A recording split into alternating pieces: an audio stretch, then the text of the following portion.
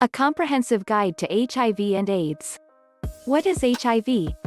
HIV is a virus that damages the immune system. Untreated HIV affects and kills CD4 cells, which are a type of immune cell called T cell.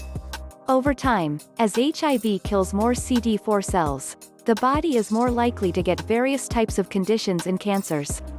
HIV is transmitted through bodily fluids that include blood, semen, vaginal and rectal fluids, breast milk. The virus isn't transferred in air or water, or through casual contact.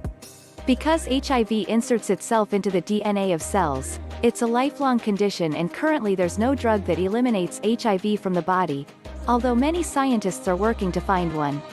However, with medical care, including treatment called antiretroviral therapy, it's possible to manage HIV and live with the virus for many years. Without treatment, a person with HIV is likely to develop a serious condition called the acquired immunodeficiency syndrome, known as AIDS. At that point, the immune system is too weak to successfully respond against other diseases, infections, and conditions.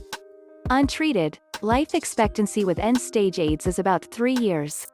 With antiretroviral therapy, HIV can be well managed, and life expectancy can be nearly the same as someone who has not contracted HIV. It's estimated that 1.2 million Americans are currently living with HIV. Of those people, 1 in 7 don't know they have the virus. HIV can cause changes throughout the body. What is AIDS? AIDS is a disease that can develop in people with HIV. It's the most advanced stage of HIV. But just because a person has HIV doesn't mean AIDS will develop. HIV kills CD4 cells. Healthy adults generally have a CD4 count of 500 to 1,600 per cubic millimeter. A person with HIV whose CD4 count falls below 200 per cubic millimeter will be diagnosed with AIDS. A person can also be diagnosed with AIDS if they have HIV and develop an opportunistic infection or cancer that's rare in people who don't have HIV.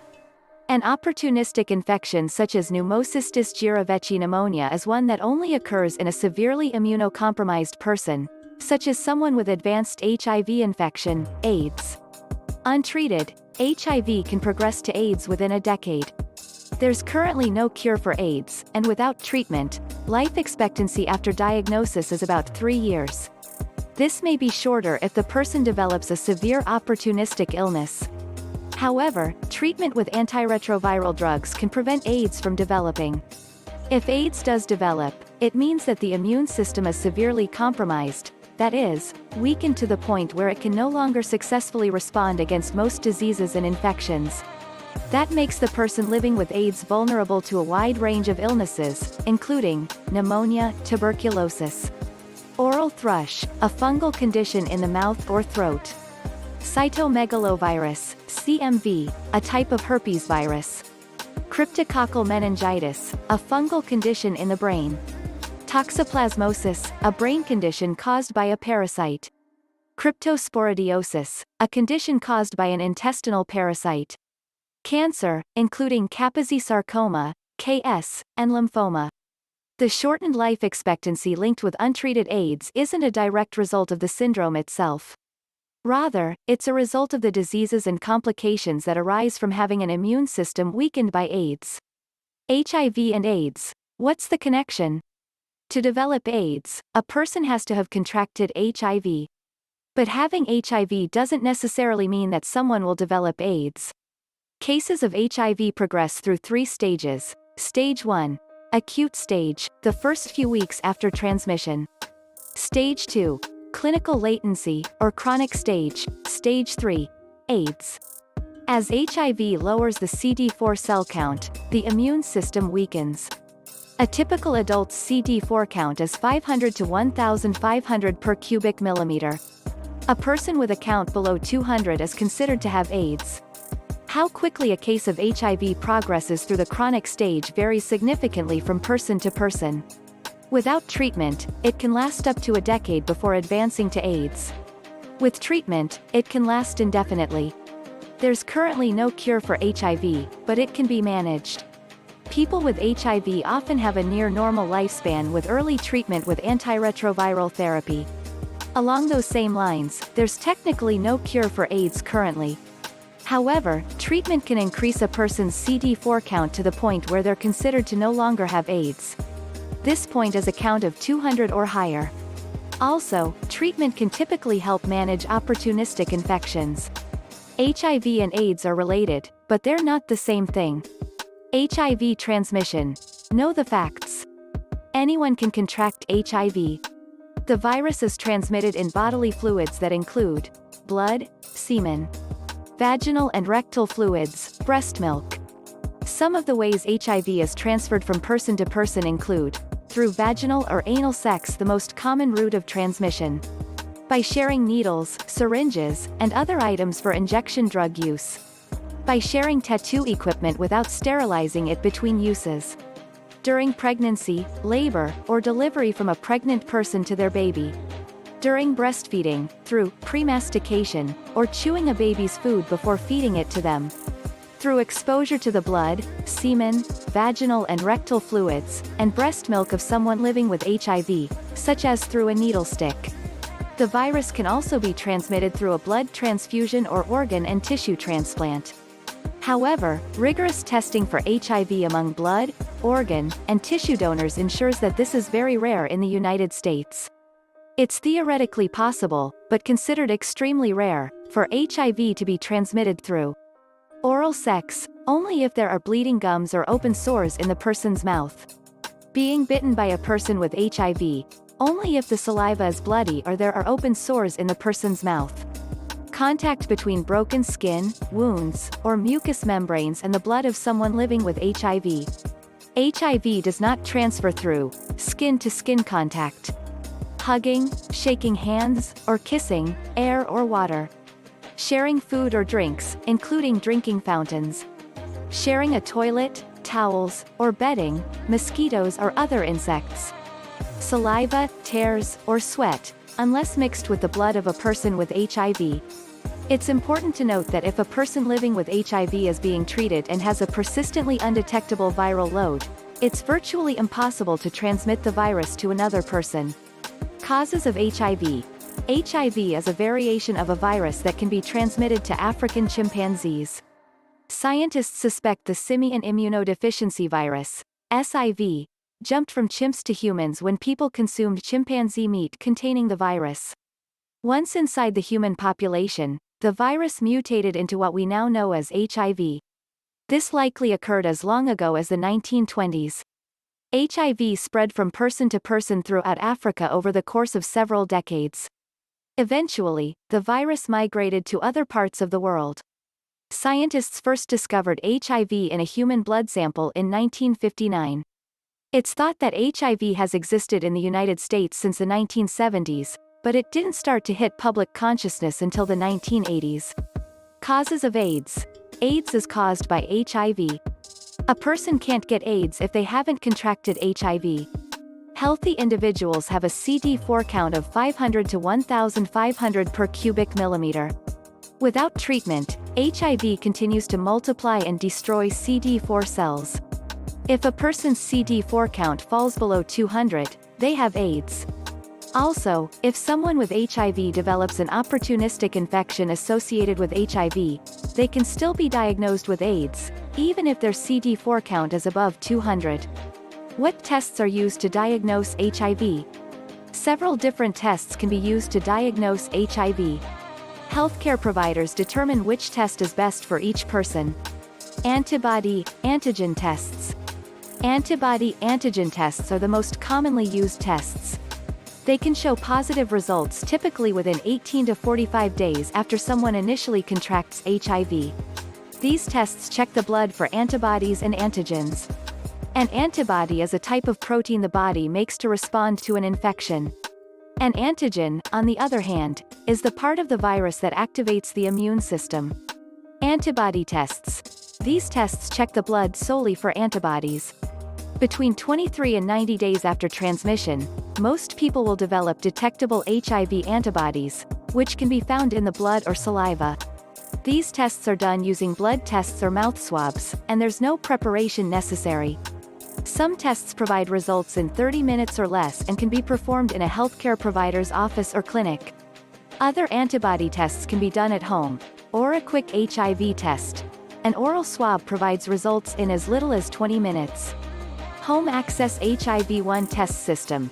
After the person pricks their finger, they send a blood sample to a licensed laboratory. They can remain anonymous and call for results the next business day. If someone suspects they've been exposed to HIV but tested negative in a home test, they should repeat the test in 3 months. If they have a positive result, they should follow up with their healthcare provider to confirm. Nucleic acid test, NAT. This expensive test isn't used for general screening. It's for people who have early symptoms of HIV or have a known risk factor. This test doesn't look for antibodies, it looks for the virus itself. It takes from 5 to 21 days for HIV to be detectable in the blood.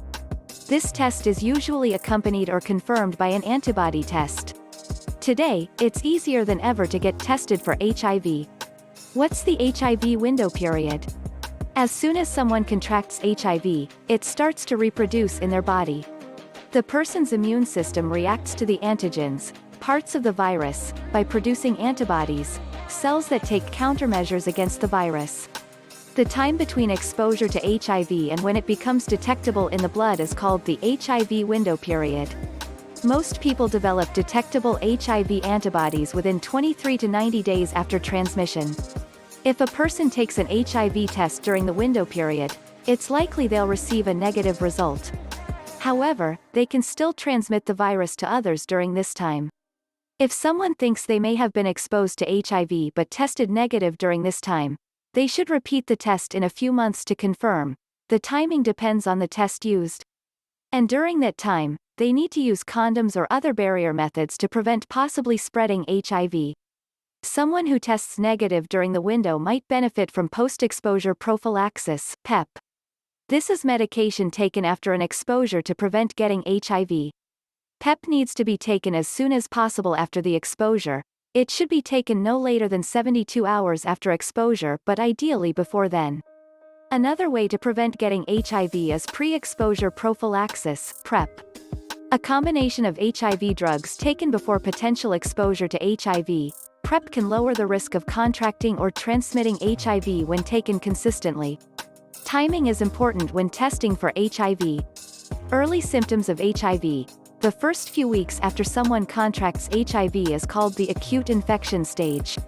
During this time, the virus reproduces rapidly. The person's immune system responds by producing HIV antibodies, which are proteins that take measures to respond against infection. During this stage, some people have no symptoms at first. However, many people experience symptoms in the first month or so after contracting the virus, but they often don't realize HIV causes those symptoms. This is because symptoms of the acute stage can be very similar to those of the flu or other seasonal viruses, such as, they may be mild to severe. They may come and go, they may last anywhere from a few days to several weeks.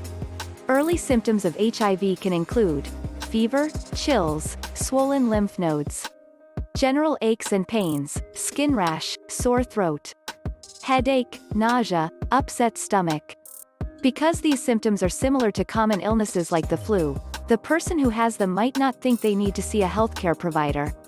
And even if they do, their healthcare provider might suspect the flu or mononucleosis and might not even consider HIV. Whether a person has symptoms or not, during this period their viral load is very high. The viral load is the amount of HIV found in the bloodstream. A high viral load means that HIV can be easily transmitted to someone else during this time. Initial HIV symptoms usually resolve within a few months as the person enters the chronic, or clinical latency, stage of HIV. This stage can last many years or even decades with treatment. HIV symptoms can vary from person to person. What are the symptoms of HIV? After the first month or so, HIV enters the clinical latency stage. This stage can last from a few years to a few decades. Some people don't have any symptoms during this time, while others may have minimal or nonspecific symptoms. A nonspecific symptom is a symptom that doesn't pertain to one specific disease or condition. These nonspecific symptoms may include headaches and other aches and pains, swollen lymph nodes, recurrent fevers, night sweats, fatigue, nausea, vomiting, diarrhea, weight loss, skin rashes, recurrent oral or vaginal yeast infections, pneumonia, shingles. As with the early stage, HIV is still transferable during this time even without symptoms and can be transmitted to another person. However, a person won't know they have HIV unless they get tested. If someone has these symptoms and thinks they may have been exposed to HIV, it's important that they get tested. HIV symptoms at this stage may come and go, or they may progress rapidly. This progression can be slowed substantially with treatment. With the consistent use of this antiretroviral therapy, chronic HIV can last for decades and will likely not develop into AIDS, if treatment was started early enough. Is rash a symptom of HIV? Many people with HIV experience changes to their skin. Rash is often one of the first symptoms of an HIV infection. Generally, an HIV rash appears as multiple small red lesions that are flat and raised. Rash related to HIV. HIV makes someone more susceptible to skin problems because the virus destroys immune system cells that take measures against infection. Co-infections that can cause rash include molluscum contagiosum, herpes simplex, shingles. The cause of the rash determines how it looks. How long it lasts, how it can be treated depends on the cause. Rash related to medication. While rash can be caused by HIV co-infections, it can also be caused by medication. Some drugs used to treat HIV or other conditions can cause a rash. This type of rash usually appears within a week or 2 weeks of starting a new medication. Sometimes the rash will clear up on its own. If it doesn't, a change in medications may be needed. Rash due to an allergic reaction to medication can be serious. Other symptoms of an allergic reaction include trouble breathing or swallowing, dizziness, fever. Stevens-Johnson syndrome, SJS, is a rare allergic reaction to HIV medication. Symptoms include fever and swelling of the face and tongue. A blistering rash, which can involve the skin and mucous membranes, appears and spreads quickly. When 30% of the skin is affected, it's called toxic epidermal necrolysis, which is a life-threatening condition. If this develops, emergency medical care is needed. While rash can be linked with HIV or HIV medications, it's important to keep in mind that rashes are common and can have many other causes. HIV symptoms in men, is there a difference? Symptoms of HIV vary from person to person, but they're similar in men and women. These symptoms can come and go or get progressively worse. If a person has been exposed to HIV, they may also have been exposed to other sexually transmitted infections, STIs. These include gonorrhea, chlamydia, syphilis, trichomoniasis. Men, and those with a penis, may be more likely than women to notice symptoms of STIs such as sores on their genitals. However, men typically don't seek medical care as often as women. HIV symptoms in women, is there a difference? For the most part, symptoms of HIV are similar in men and women. However, symptoms they experience overall may differ based on the different risks men and women face if they have HIV. Both men and women with HIV are at increased risk for STIs. However, women, and those with a vagina, may be less likely than men to notice small spots or other changes to their genitals. In addition, women with HIV are at increased risk for recurrent vaginal yeast infections. Other vaginal infections, including bacterial vaginosis, pelvic inflammatory disease, PID, menstrual cycle changes, human papillomavirus, HPV, which can cause genital warts and lead to cervical cancer. While not related to HIV symptoms, another risk for women with HIV is that the virus can be transmitted to a baby during pregnancy. However, antiretroviral therapy is considered safe during pregnancy. Women who are treated with antiretroviral therapy are at very low risk for transmitting HIV to their baby during pregnancy and delivery. Breastfeeding is also affected in women with HIV. The virus can be transferred to a baby through breast milk. In the United States and other settings where formula is accessible and safe, it's recommended that women with HIV not breastfeed their babies. For these women, use of formula is encouraged. Options besides formula include pasteurized banked human milk. For women who may have been exposed to HIV, it's important to know what symptoms to look for. What are the symptoms of AIDS? AIDS refers to acquired immunodeficiency syndrome. With this condition, the immune system is weakened due to HIV that's typically gone untreated for many years. If HIV is found and treated early with antiretroviral therapy, a person will usually not develop AIDS. People with HIV may develop AIDS if their HIV is not diagnosed until late or if they know they have HIV but don't consistently take their antiretroviral therapy. They may also develop AIDS if they have a type of HIV that's resistant to, doesn't respond to, the antiretroviral treatment. Without proper and consistent treatment, people living with HIV can develop AIDS sooner. By that time, the immune system is quite damaged and has a harder time generating a response to infection and disease. With the use of antiretroviral therapy, a person can maintain a chronic HIV diagnosis without developing AIDS for decades. Symptoms of AIDS can include recurrent fever, chronic fatigue, night sweats, chronic swollen lymph glands, especially of the armpits, neck, and groin, dark splotches under the skin or inside the mouth, nose, or eyelids, sores, spots, or lesions of the mouth and tongue, genitals, or anus, bumps, lesions, or rashes of the skin, recurrent or chronic diarrhea, rapid weight loss, neurologic problems such as trouble concentrating, memory loss, and confusion, anxiety and depression. Antiretroviral therapy controls the virus and usually prevents progression to AIDS. Other infections and complications of AIDS can also be treated. That treatment must be tailored to the individual needs of the person. Treatment options for HIV. Treatment should begin as soon as possible after a diagnosis of HIV, regardless of viral load. The main treatment for HIV is antiretroviral therapy, a combination of daily medications that stop the virus from reproducing. This helps protect CD4 cells, keeping the immune system strong enough to take measures against disease. Antiretroviral therapy helps keep HIV from progressing to AIDS. It also helps reduce the risk of transmitting HIV to others. When treatment is effective, the viral load will be undetectable. The person still has HIV, but the virus is not visible in test results. However, the virus is still in the body. And if that person stops taking antiretroviral therapy, the viral load will increase again, and the HIV can again start attacking CD4 cells. HIV medications. Many antiretroviral therapy medications are approved to treat HIV. They work to prevent HIV from reproducing and destroying CD4 cells, which help the immune system generate a response to infection. This helps reduce the risk of developing complications related to HIV, as well as transmitting the virus to others. These antiretroviral medications are grouped into 6 classes: nucleoside reverse transcriptase inhibitors, NRTIs, non-nucleoside reverse transcriptase inhibitors, NNRTIs, protease inhibitors, fusion inhibitors, CCR5 antagonists, also known as entry inhibitors, integrase strand transfer inhibitors.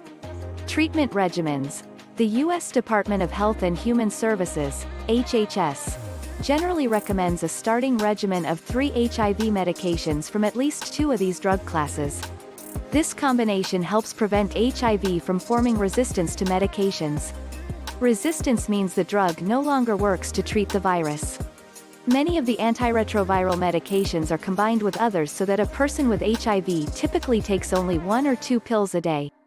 A healthcare provider will help a person with HIV choose a regimen based on their overall health and personal circumstances. These medications must be taken every day, exactly as prescribed. If they're not taken appropriately, viral resistance can develop, and a new regimen may be needed. Blood testing will help determine if the regimen is working to keep the viral load down and the CD4 count up. If an antiretroviral therapy regimen isn't working, the person's healthcare provider will switch them to a different regimen that's more effective. Side effects and costs. Side effects of antiretroviral therapy vary and may include nausea, headache, and dizziness. These symptoms are often temporary and disappear with time. Serious side effects can include swelling of the mouth and tongue and liver or kidney damage. If side effects are severe, the medications can be adjusted. Costs for antiretroviral therapy vary according to geographic location and type of insurance coverage. Some pharmaceutical companies have assistance programs to help lower the cost. HIV prevention. Although many researchers are working to develop one, there's currently no vaccine available to prevent the transmission of HIV. However, taking certain steps can help prevent the transmission of HIV. Safer sex.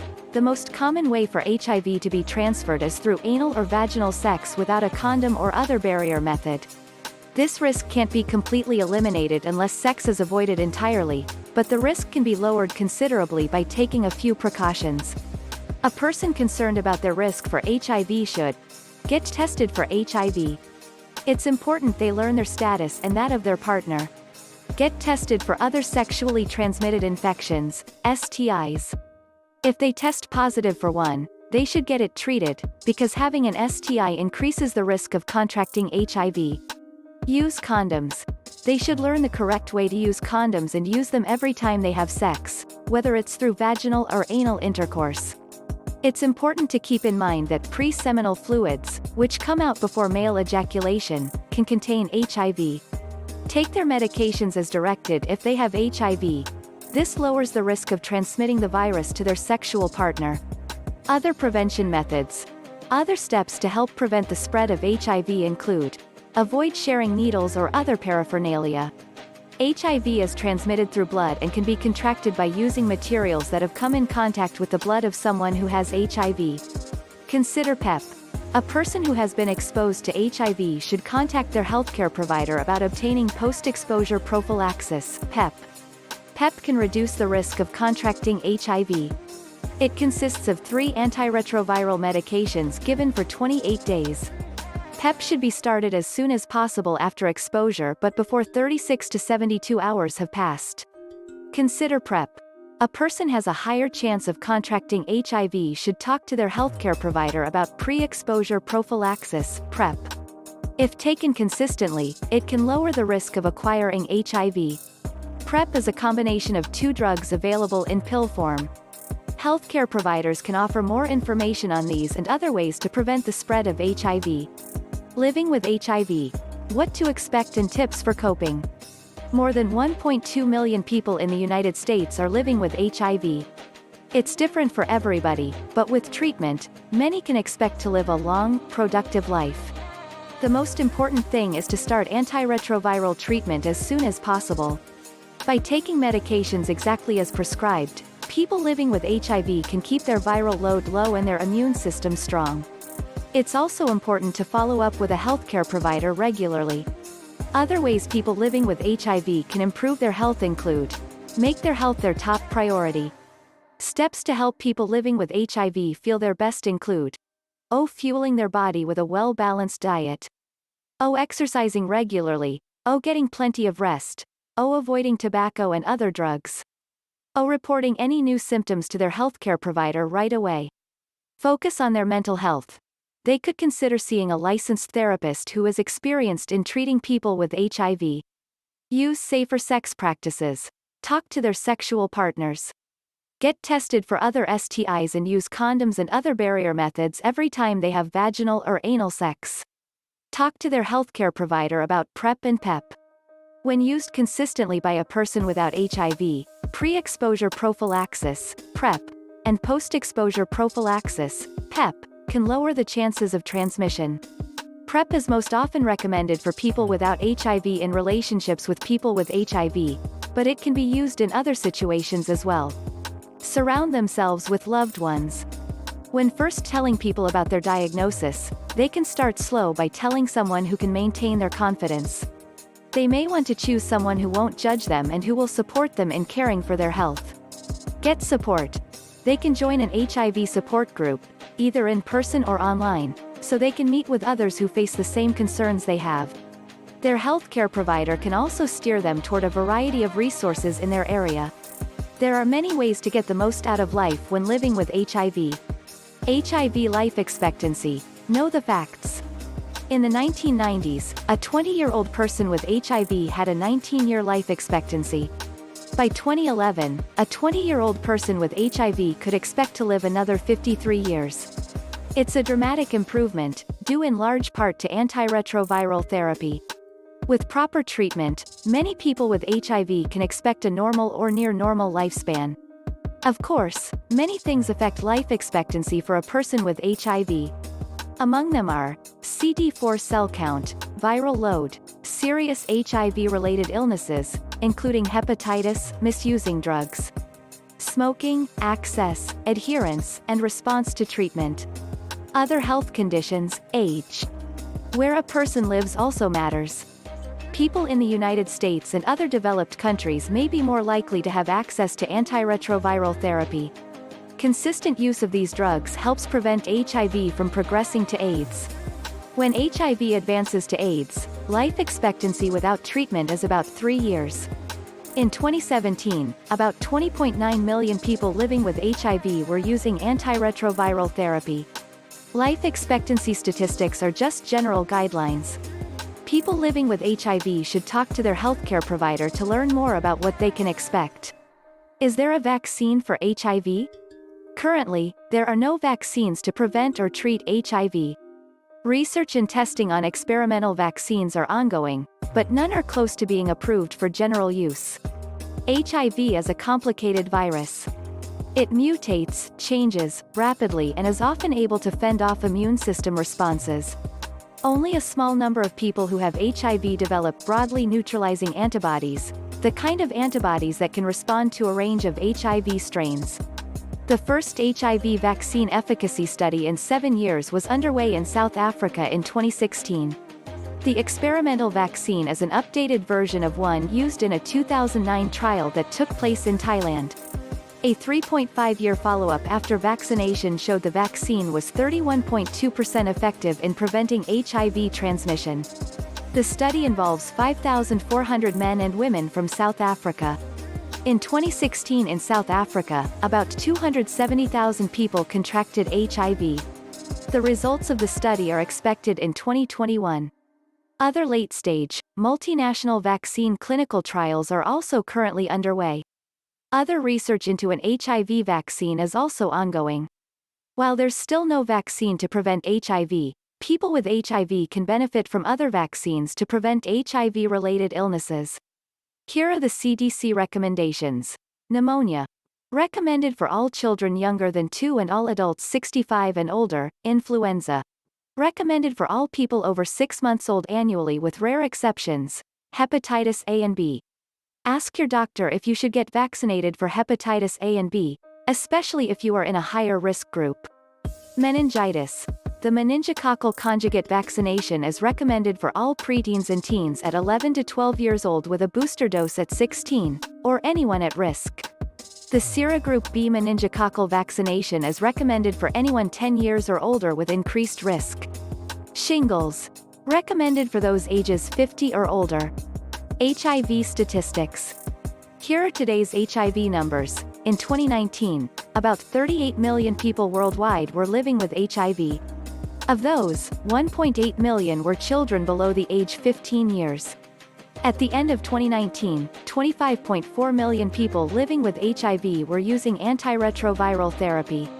Since the pandemic began, 75.7 million people have contracted HIV, and AIDS-related complications have claimed 32.7 million lives.